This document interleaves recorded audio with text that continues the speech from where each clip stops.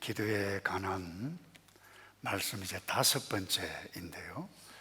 여러분, 기도에 대해서 아무리 잘 알아도 기도하지 않으면 저와 여러분의 삶에 아무런 변화가 일어나지 않습니다. 기도는 하는 것입니다. 그런데 여러분, 기도를 어떻게 하시고 계십니까? 기도는 자판기 앞에서 내가 원하는 것 딱 누르면 나오는 그와 같은 기계적인 것이 아닙니다. 기도는 하나님과 나와의 관계 속에 지속적으로 친밀한 교제를 누려가는 채널이라 함께 말씀을 나누었습니다. 예수님께서 우리 2주 전에 나누었죠. 이렇게 기도하라. 주기도문을 통해서 기도의 내용이 무엇인가, 또 이렇게 기도하라고 말씀을 하셨는데, 오늘 이어서 어떤 마음가짐과 자세로 할 것인지에 대해서 비유로 말씀을 하셨습니다. 우리가 읽었습니다마는 친구가 갑자기 밤에 찾아왔어요. 먹을 빵이 없어서 또 다른 친구에게 가서 빵 좀 달라는 이야기입니다. 근데 이 비유의 핵심이 어디에 있었죠? 8절에 있습니다. 친구라는 이유만으로는 그가 일어나 빵을 갖다 주지 않을지라도 끈질기게 졸라대는 것 때문에는 일어나 필요한 만큼 줄 것이다. 부족한 빵입니다. 그것도 이제 밤늦게 끈질기게 졸라대듯이 기도하라는 말씀이죠. 어떻게 기도해야만 합니까? 간절히, 끈질기게, 간절히 기도하라는 것입니다. 여러분이 하나님과 관계가 없는 보통 사람에게 하나님을 아버지라고 한번 불러봐라. 부르지 못합니다. 이유가 있습니다. 세상에 속한 자이기 때문에, 정확하게 이야기하면 마귀에 속해 있는 자녀이기 때문에. 그런데 우리가 간절히 기도할 수 있는 이유가, 하나님은 거룩하시고 높으신 분이지만은 우리 아버지 때문에 그렇습니다. 우리가 하나님의 자녀라는 이야기죠. 여러분, 우리가 어떻게 해서 하나님의 자녀가 되었나요? 다른 것 없어요. 예수님 때문입니다.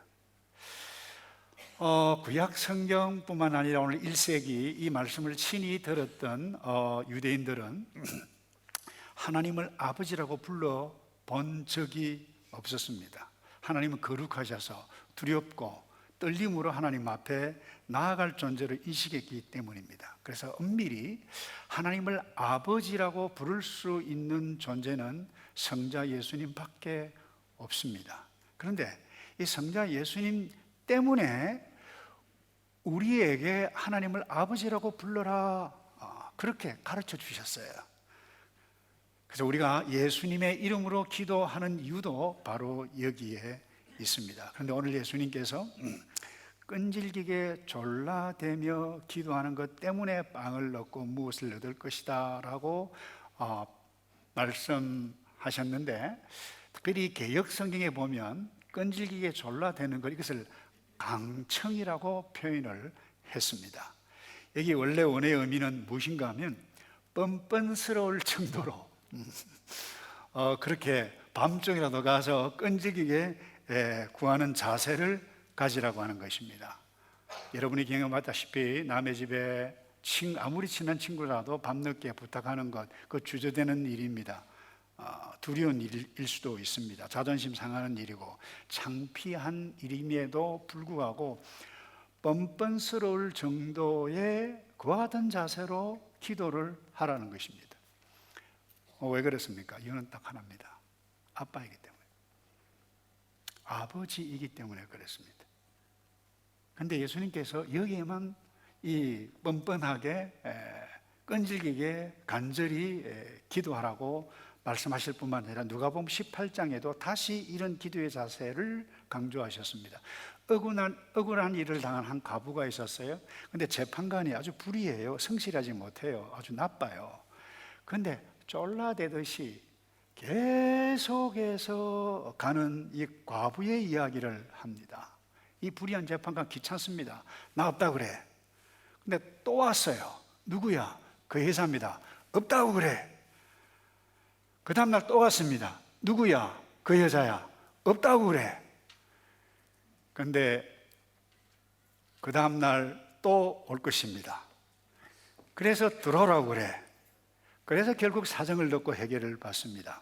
이 비유를 하신 다음에 예수님께서 하신 이 비유의 핵심 말씀을 그렇게 7절에 누가복음 18장 7절에 이렇게 말씀합니다. 하나님께서 밤낮으로 부르짖는 그 택하신 백성의 원한을 갚지 않으시고 오랫동안 모른 체하며 내버려 두시겠느냐 뿐만 아닙니다. 마가복음 10장에 보면 예수님께서 마지막 십자가 지시기 위해서 여리고를 건너가는데 나면서부터 앞을 보지 못하는 소경 바디메오가 나옵니다. 예수님께서 지금 지나가신다라고 하는 말을 딱 듣자 귀가 썩길래 엄청나게 큰 소리로 다윗의 자손 나사렛 예수여 나를 불쌍히 여겨 주십시오. 워낙 큰 소리로 떠들어댔기에 제자들이 좀 조용히 해라. 그래서 예수님 지나가시다가 실랑이를 벌리는 것 보고 멈춰서서 돌아봅니다. 그리고는 묻습니다. 내가 너를 위해서 무엇을 해주기를 원하느냐? 보기를 원합니다. 그때 예수님께서 보아라, 눈 떠라가 아니라 너 믿음이 너를 구원했다. 그러자 그는 즉시 보게 됐고 예수를 따라 길을 나섰습니다. 여러분, 눈을 뜰 것이다, 보게 될 것이다 말씀하지 않고 대신에 너 믿음이 너를 구원했다고 하신 것은 그가 선언하실 때 그분의 이름이 거룩하게 되어지고 높임을 받고 그분이 통치하시는 나라가 어떤 것인지를 그의 간절한 기도를 통해서 드러나게 된 것입니다. 여러분, 바리메오는 스스로는 눈을 떠서 볼 수 없는 절망적인 문제였습니다. 그러나 그 문제를 통해서 예수님께서 다스리는 나라가 어떤 나라인지 사람들에게 선포해 가는 것입니다. 하나님을 영화롭게 한 것입니다. 그렇기 때문에 현재 여러분들이 나로서는 스스로 할 수 없는 답답한 문제, 그 문제가 빵 문제든지 자녀 문제이든지 결혼 문제이든지 어떤 문제이든지 다시 말해서 뻔뻔하다고 생각할 정도로 끈질기게 기도할 필요가 여기에 있다는 것입니다. 구체적으로 왜 이런 기도의 자세로 계속해서 예수님께서 기도하라고 말씀하셨습니까? 이유가 여기에 있습니다. 그만큼 하나님의 이름과 하나님의 나라와 하나님의 뜻, 그 구원이 이 땅에서 이루어지는 것 중요하기 때문입니다. 제 선배이자 최근에 은퇴를 한 고신 신대원 실천신학 교수 김선성 교수는 이렇게 이야기를 했습니다. 피조물인 우리를 하나님과 대등한 위치로 끌어올리기 위해서이다. 죄인인 우리가 거룩하신 하나님의 뜻을 깨닫고 그 뜻과 하나가 되기를 기도하시기 때문이다. 아주 의미 있는 표현을 했습니다. 그리고 왜 뻔뻔스럽게 그 어떤 일들 내가 할 수 없는 상황 가운데라도 여러분 간절히 기도해야 할 이유가 어디에 있습니까? 하나님의 이름, 나라, 그의 뜻, 구원을 위해서입니다. 여러분 기억하시나요? 예루살렘 교회, 초대교회 성도들 성전에서 복음을 베드로가 전했을 때 투옥되었습니다. 그들이 한 일이 무엇입니까? 간절히, 사도행전 12장 5절입니다. 베드로는 감옥에 갇혔고 교회는 그를 위해 하나님께 간절히 기도했다. 선명하게 의사 누가가 기록해 가고 있습니다. 여러분, 손님이 와서 먹을 빵이 없어요. 먹을 빵이 모자라든 건강, 절망적인 문제이든 그 어떤 자녀 문제이든 결혼 문제이든 어떤 문제이든 아니 복음, 전도, 선교의 길이 그 무엇에 의해서 막혔던 이 모든 우리에게는 현재 급하지만 이 현실적인 모든 문제를 주의 이름이 거룩하게 하나님의 나라가 이 땅에서도 이루어지는 것 연결시켜서 기도하라는 것입니다. 그 놀라운 것은 이렇게 간절히 뻔뻔스럽게 기도했을 때에 길이 열려졌다. 이것을 구약에서부터 지금까지 우리에게, 신구약 전체에서 우리에게 보여줍니다. 이와 같은 놀라운 장면이 펼쳐지는 것, 여러분의 생애 가운데 경험해가는 복이 있기를 축복합니다. 두 번째요, 포기하지 말고 계속해서 기도하라는 것입니다. 9절을 볼까요? 오늘 본문에 예수님께서 이렇게 말씀하셨어요. 구하라, 그러면 너희에게 주실 것이다. 찾으라, 그러면 열릴 것이다. 너희가 찾을 것이다. 문을 두드리라, 그러면 너희에게 열릴 것이다. 여기 구한다라고 하는 것은 친구 사이에 무엇을 필요해서 좀 달라라고 하는 그런 의미가 아닙니다. 아랫사람이 윗사람에게 무엇을 구하는 그와 같은, 다시 말해서 아들이 자녀가 아버지께 구하는 것을 의미하는 것입니다. 다시 말해서 내 마음의 소원을 구하는 것입니다.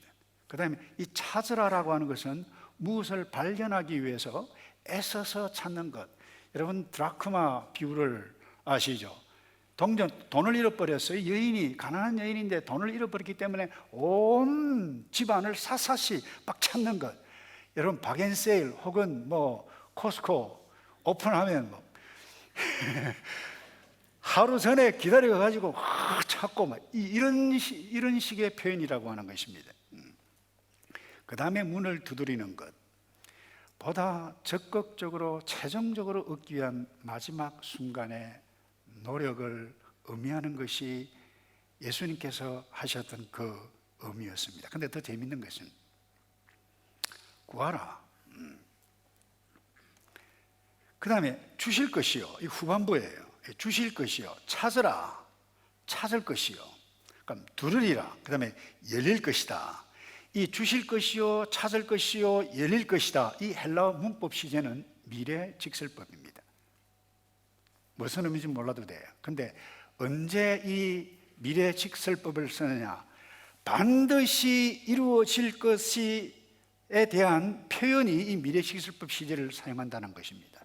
이 말은 예수님께서 말씀하신 대로 마음가짐 바른 자세로 기도를 하면 반드시 이루어지니 포기하지 말고 계속해서 기도하라고 하는 말씀이라는 거예요. 근데 왜 이렇게 예수님께서 이와 같은 자세로 기도하라고 말씀하십니까? 좀 더 구체적으로, 여러분 온 마음으로 기도하는 그 기도를 통해서 하나님을 알기 때문입니다. 하나님을 알아가는 과정이기에 구하라, 찾으라, 두드리라. 하나님의 권세를 납니다. 위엄을 납니다. 능력을 납니다. 하나님의 은혜를 제대로 경험해 가는 과정이 뭐예요? 기도이기 때문에 포기하지 말고 계속적으로. 여러분, 그 어떤 문제가 우리에게 갑자기 나 힘으로는 할 수 없을 때에 닥치게 되어지면 그 답답함을 이루 말할 수 없을 것입니다. 그때 구하고 찾고 두드리는 기도하는 자세를 할 때 어떤 일을 경험하게 되어집니까? 첫 번째 이것입니다. 나는 그 무엇을 할 수가 없다. 내가 왜 이렇게 무기력한가? 나 스스로 연약한 존재임을 뼈저리게 느끼게 되신다는 거예요. 절망 속에 처하게 되십니다. 그때 깨닫는 것이 하나님의 도움이 아니면 안 된다라고 하는 것을 절실히 깨닫습니다. 이런 의미에 있어서 오래전에 신대원 다닐 때 읽었던 책입니다만, 노르웨이의 신학자이자 경건한 목사님이었던 이 오 할레스비 목사님이 기도라고 하는 책을, 그 책에서 이렇게 표현했어요. 기도라고 하는 것은 우리의 무력이 두드러지게 나타나는 상태다, 그렇게 표현했어요. 그래서 계속 구하고 찾고 두드리며 기도하는 과정을 통해서 무엇을 깨닫게 됩니까? 100% 나는 할 수 없다. 연약한 존재다. 무력한 존재다. 그렇기 때문에 하나님을 의존할 수밖에 없다라고 하는 사실을 깨닫게 되신다는 것입니다. 그래서 이 팀 켈러, 지금도 은퇴를 했습니다만 미국에서 왕성하게 사역을, 교회 개척 운동을 하고 있는 이 팀 켈러 목사님이 기도라고 하는 책을 썼는데요. 그 책에서 우리가 기도할 때 이것 위해서 어떤 마음가짐과 이와 같은 자세, 이와 같은 마음가짐이 필요하다고 격려했는데 그것이 이것입니다. 기도할 때, 무기력할 때 하나님께 입양된 나는 사랑받는 자녀입니다. 그것 인식하라는 거예요. 거룩한 대제사장이 하나님 우편에 서서 변호해 주시기 때문에 담대하게 그 보좌 앞에 나아갈 수 있게 됨을 감사합니다 고백하라는 거예요. 도우시는 성령님께서 나와 함께 계시고 지금 내 안에 계심을 믿고 인식하라, 이런 마음가짐으로 구하고 찾고 두드리고 나의 그야말로 100% 무기력한 존재임을 인식할 그때에 이와 같은 마음가짐으로 기도하라는 것입니다. 우리가 아무것도 할 수 없는 그때라도 포기하지 않고 하나님 앞에 앉아 이와 같은 예수님께서 가르치신 구하고 찾고 두드리게, 이와 같이 기도할 때에 성령께서 우리를 도우신다. 사도 바울도 우리에게 선명하게 로마에 있는 교회 성도들에게 편지를 통해서 약속해 주셨습니다. 로마서 8장 26절에 성령께서도 우리의 연약함을 도와주십니다. 우리는 마땅히 무엇을 기도해야 할지 알지 못하지만 오직 성령이 친히 말로 할 수 없는 탄식으로 우리를 위해 간구하십니다. 이 놀라운 약속, 하나님의 자녀를 향한 약속이라고 하는 것, 여러분 간단하게 말해서 이것입니다. 우리가 그 어떤 심각한 문제, 현실 나로서는 급한 문제예요. 이 문제를 놓고 기도할 때에 하나님이 과연 내 기도를 들어주실까, 그렇게 조바심 가지고 기도할 필요가 없다는 것입니다. 왜요? 반드시 기도 응답을 받기 때문에 그렇다는 거예요. 근데 중요한 것은 그래요, 기도할 때 하나님께서 하나님의 때, 하나님의 방법으로 이루어 가신다는 것인데, 정확하게 이야기하면 하나님을 경험하게 되어진다는 것입니다. 그래서 팀 켈러는 또다시 이렇게 표현을 합니다. 이 어거스틴의 말을 인용을 하는데, 하나님 안에 내게 필요한 모든 것이 있다는 것을 깨닫기 전에는 이것저것을 요구하는 기도를 시작해서는 안 된다. 무슨 말입니까?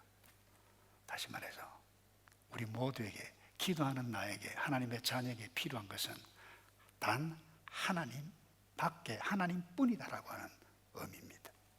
이것을 알지 못한 채 하는 모든 기도는 그저 다른 형태의 걱정과 욕심으로 변질될 수 있다는 것입니다. 기도를 내가 원하는 것을 손에 넣기 위해서 애쓰는 여러 가지 방법 가운데에 하나로 여길 뿐이다고 이야기했어요. 그렇기 때문에 여기 예수님께서 구하라, 찾으라, 두드리라 라고 하는 말씀은 결국 하나님만이 모든 것이다라고 하는 것을 깨닫게 해가는 과정이라고 하는 것입니다. 그래서 미국의 폴 트립이라고 하는 목사님, 경외라고 하는 책, 그 책에서 아주 의미심장한 말을 냈습니다. 우리의 삶이 뒤틀린 원인은 하나님을 떠나 하나님을 경외하는 것을 잃어버렸기 때문이다. 그렇게 말을 했어요. 무슨 말입니까? 왜 이 사회에 문제가 많으냐? 왜 내가 불평불만이 가득한가? 왜 갈등이 일어나는가? 왜 싸움이 일어나는가? 왜 피를 흘리는 전쟁들이 일어나는가? 그 뒤틀린 이유가 나의 삶, 우리의 사회, 우리의 국가, 이 세계에 일어난 이유가 무엇인가? 하나님을 경외하는 경외를 잃어버렸다. 다시 말해서 하나님을 잃어버렸기 때문에 반대로 하나님을 경험하고 하나님이 우리 가운데 있음을 기도를 통해서 깨닫게 되어지면 모든 길이 활짝 열려진다는 메시지 아닌가요? 그래서 폴 트립은 계속해서 이야기합니다. 물질에 대한 집착, 일 중독, 폭식, 비만, 간음의 문제, 도덕적인 문제 이르기까지 삶에서 부딪히는 모든 문제의 근원은 딱 하나다. 바로 하나님을 경외하지 않는 데서 비롯되어진다는 것입니다. 타락한 사람이, 아니 우리가 경건하지 못한 우리가, 경건한 하나님을 만나지 못한 우리가 내가 원하는 대로 기도하고 내가 원하는 대로 다 이루어지면 어떻게 될까요? 이 세상이 천국이 될까요?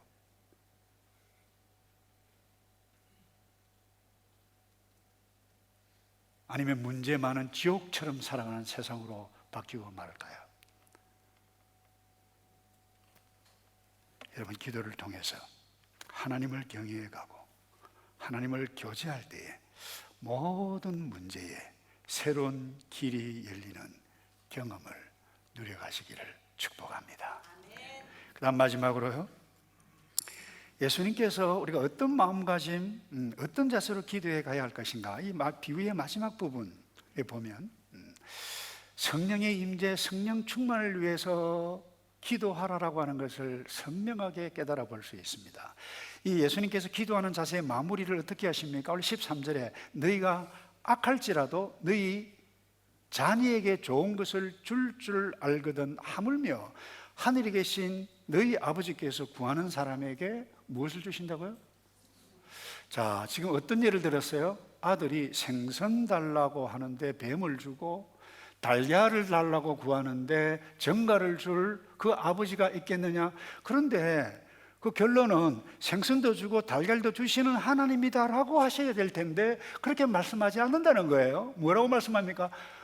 하물며 하나님인데, 선하신 하나님인데 성령을 주시지 않겠느냐? 무슨 말입니까? 성령 하나님을 만나면, 성령이 충만하면, 성령의 임재를 경험하게 되면 모든 길이 다 열린다라고 하는 의미가 아니겠습니까? 여러분, 우리가 현실적으로 경험합니다. 내가 원하는 대로 기도하는 것, 내가 원하는 대로 다 응답되어지는 것 아니지 않습니까? 경험하지 않습니까? 그렇다고 해서 왜 하나님 내가 이렇게 기도했는데 이루어지지 않습니까? 약속하지 않았습니까? 이렇게 말하는 것은 성경을, 기도를 모르는 자라고 하는 것입니다. 하나님을 오해하는 것입니다. 하나님은 우리에게, 자기 자녀에게 생선보다 달걀보다 훨씬 더 중요한 가장 선한 것을 아시기 때문에 때로는 우리가 마음 아파할지라도 가장 선한 것을 주시는 그 하나님. 여러분, 사도 바울을 기억하시나요? 얼마나 괴로웠으면 사단의 가시라고 표현할 정도로 몸에 질병이 있었어요. 어떤 분은 그것이 간질증세다, 또 어떤 분은 다메섹 도상에서 강한 하늘로부터 빛을 받았기 때문에 이 눈의 문제가 눈의 질병이다, 이렇게 이야기를 하기도 합니다만은 얼마나 괴로웠으면 사단의 가시라고 표현을 했을까요?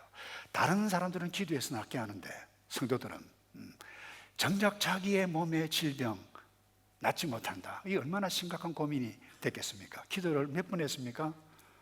3번 간구했더니 그랬는데 어떤 학자는 그래요. 3번 아니라 3, 7, 이것은 완전수라는 거예요. 끊임없이 기도했다는 거예요. 3번 딱 기도하고 땡! 아니라는 거예요. 근데 하나님으로부터 응답 받은 내용이 무엇입니까? 고린도서 12장 9절입니다. 내 은혜가 너에게 족하다. 왜냐하면 능력이 약한 데서 다시 온전해지기 때문이다. 그러므로 내 약한 것들에 대해 크게 기뻐하며 자랑할 것입니다. 이는 그리스도의 능력이 내게 머물게 하기 위함입니다. 바울은 그 사단의 가시, 질병 놓고 더 이상 그것 놓고 기도하지 않았습니다. 그가 응답받지 못했습니까? 아니요. 그 응답을 받았기 때문에 더 이상 그 문제 놓고 기도하지 않았습니다. 그리고 10절에 이렇게 고백합니다. 그러므로 나는 그리스도를 위해 약한 것들과 모욕과 궁핍과 핍박과 공경 가운데 있으면서도 기뻐합니다. 왜냐하면 내가 약할 그때에 곧 강하기 때문입니다. 바울 자신의 약함이 그리스도 안에서 강함임을 깨달았다. 무슨 말입니까? 하나님의 영 성령이 하나님의 나라가 임했을 때 모든 것이 새롭게 보였다는 거예요. 난 더 이상 사단의 것이 아니라 내게 주신 하나님의 은혜의 채널이었다는 거예요. 제가 한 부모의 간증의 글을 읽었습니다. 두 아들이 있었어요. 근데 그 다음에 늦둥이 딸이 났네요. 얼마나 좋아했겠어요. 근데 아이가 좀 이상해요. 다운 증후군이었어요. 충격을 받았습니다. 하나님, 왜 내 아이입니까? 내 아이가 이렇죠? 무슨 잘못을 했습니까? 그야말로 고쳐주세요. 그것도 적극적으로 정상인으로 고쳐주세요 하며 오랫동안 기도했지만 아무 일도 일어나지 않았습니다. 그럼에도 불구하고 끊임없이 기도했습니다. 세월이 흘렀어요. 하나님께서 응답을 하시는 것을 깨달았는데 이 아이가 너의 가정에 얼마나 큰 복인 줄 아느냐. 이것을 깨닫고 그들은 자신의 생각을 뛰어넘는 하나님의 뜻이 여기에 있구나 라고 하는 것이 그들의 마음에 그야말로 물밀듯이 그들의 마음속에 찾아왔다는 거예요. 그래서 다운 증후군 증세를 가지고 있는 딸을 쳐다볼 때마다 한숨을 푹푹 쉬는 것이 아니라 주님의 사랑과 주님의 임재와 주님의 통치를 바라보게 되었다는 것입니다. 여러분, 기도는 내가 원하는 대로 자판기 앞에서 꾹꾹 눌리면 툭툭 나오고 안 나오면 발로 팡 차버리고 돌아가는 그와 같은 것이 아닙니다. 우리 하나님 아버지는 선하신 분입니다. 오죽하면 팀 켈러 목사님은 나의 소견대로 하는 기도는 기도가 아닐 수 있다. 그래서 기도를 함과 동시에 성경 말씀에 풍덩 뛰어들어야 한다고 강조를 했어요. 그때 마음과 영혼이 자연스럽게 반응하도록 성경 말씀에 귀를 기울이고 연구하고 생각하고 묵상하고 숙고해야 한다고 말씀해. 참 좋은 말씀이에요. 그러나 우리의 현실로는 어때요? 이와 같은 과정을 하나님의 말씀을 놓고 기도하고 또 구하고 또 찾고 하는 그와 같은 과정 가운데 때로는 우리는 화가 치밀어 오를 수 있을 것입니다. 성경 말씀이 항상 우리를 기쁘게 하고 우리의 은혜로 인도해 가고 나를 즐겁게 해가는 것이 아닙니다. 강단에서 외쳐지는 메시지도 마찬가지입니다. 항상 나에게 즐거움이 되고 기쁨이 되고 은혜가 되고 힘이 되는 것이 아닙니다. 때로는 화가 날 수도 있을 것입니다.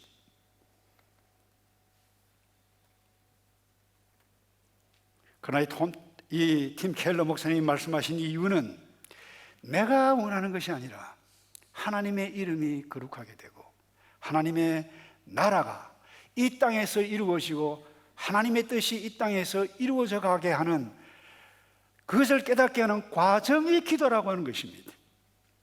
그래서 우리가 왜 이렇게 간절하게 기도하도록 예수님께서 비유를 통해서 말씀하셨을까요?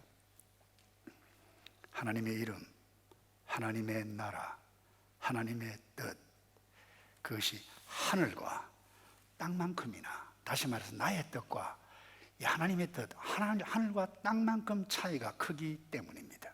그래서 기도해야만 합니다.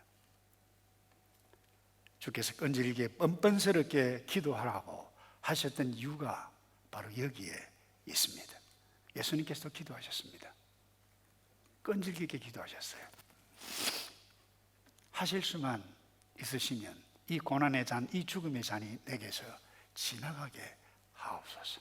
그러나 내 뜻대로 마옵시고 아버지의 뜻, 이것이 그분의 기도였고, 이렇게 기도하라고 가르쳐 주셨던 그 예수님의 뜻이 이와 같은 마음가짐과 이와 같은 자세로 기도하라고 말씀하셨는데, 그분의 이름이 거룩해지고 드러나는 복된 기도를 할 때 반드시 이 땅에서도 하나님의 나라를 경험해가는 그와 같은 현장 가운데 들어가는 저와 여러분 되기를 주님의 이름으로 축복합니다. 기도하겠습니다. 아버지, 때로는 우리가 감당하기 힘든 상황 만날 때라도 내가 하나님의 자녀이고 하나님 아버지가 나의 아버지 되심을 인하여 믿어 그분의 이름과 그분의 나라와 그분의 뜻을 이루어가는, 나로서는 괴로운 일이지만 거룩함이 우리 모두에게 일어나는 복된 사람으로 살아갈 수 있도록 성령 하나님, 이 시간이 2부 예배 드리는 모든 주의 백성들 심령 위에 임하여 주시옵소서. 그래서 우리가 살아가는 이 세상이 나로 인해 다른 사람들이 하나님을 만나게 되어지는 그런 복을 누려가도록 도와 주시옵소서. 예수 그리스도의 이름으로 기도하옵나이다. 아멘.